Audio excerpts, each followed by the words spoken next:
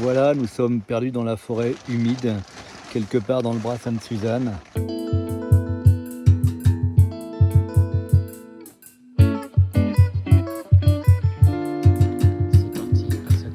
Perdu, c'est un peu exagéré. En fait, nous voilà juste en dehors de notre zone de confort pour explorer un spot emblématique de La Réunion, le Ciment d'Ef. Pour ce faire, nous nous offrons pour commencer le grand luxe d'un bivouac perché entre les cirques de Mafat et de Salazie, dans l'embrasure de la fenêtre de Grand-Îlette.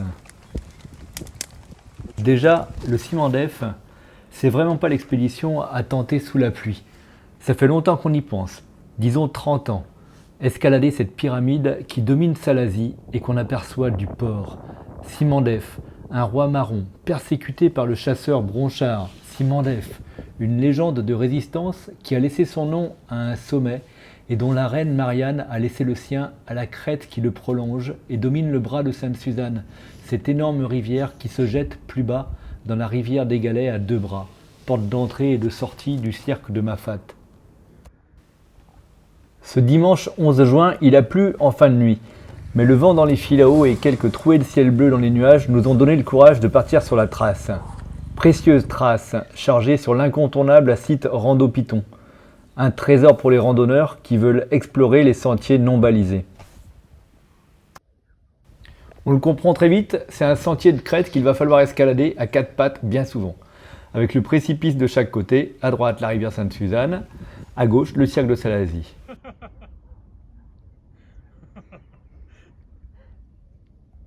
Faut-il des cordes et des casques?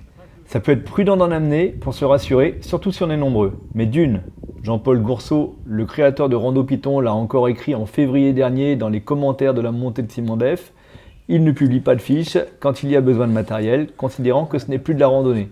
De deux, nous avons croisé la veille 2 randonneurs qui en revenaient et 3 autres ce même jour. Pas besoin de cordes, ça passe, avec les pieds, les mains, les coudes, les genoux. Ça le fait, mais c'est un peu délicat dans le coin. Et c'est pas fini. Soyons honnêtes, nous nous sommes lancés dans l'ascension sans être certains d'arriver au bout.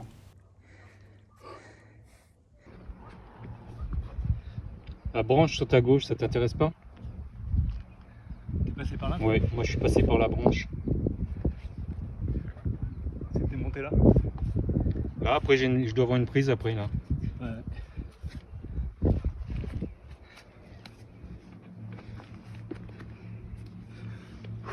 Nous avions déjà tâté le terrain un mois auparavant et avions fait demi-tour quand nous avions vu de quoi il en retournait. Pas question de monter avec un gros sac, il faut partir léger. Pendant 2 bonnes heures, les murs à escalader se succèdent.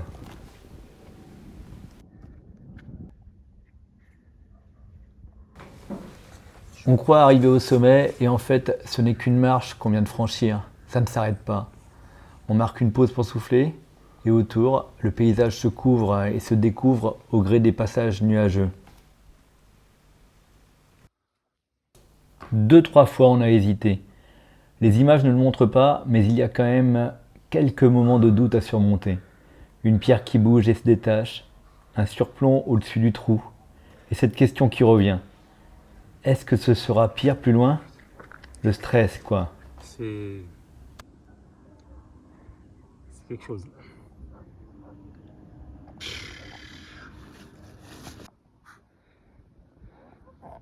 C'est par là? Ouais, c'est par là. Faut mettre la jambe dans la faille. Et finalement, on monte au-dessus de Salazie. Là, la roche écrite en face.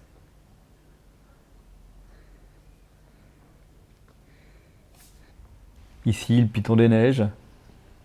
Et tout au loin, on aperçoit la fournaise.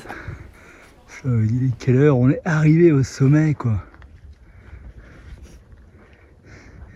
Les nuages sont tout en dessous. On voit Saint-André par là-bas. La roche écrite un peu planquée dans les nuages. Floyd en pleine forme.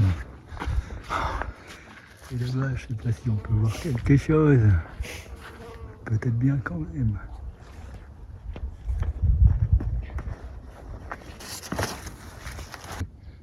C'est pas la nouvelle? Peut-être bien, ouais. La rivière des Galets là-bas derrière. On peut avancer un poil, hein. On peut prendre 5 minutes quand même. Ah ouais, on a mérité. Hein.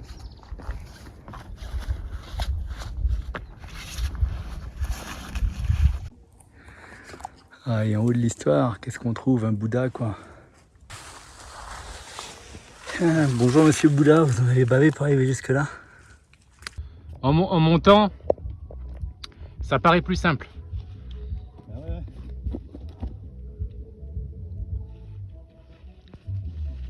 Ah, c'est les bras qui tiennent maintenant, hein.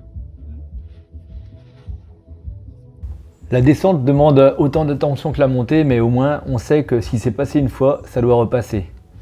Mais bon sang, ciment d'œuf, ça se mérite.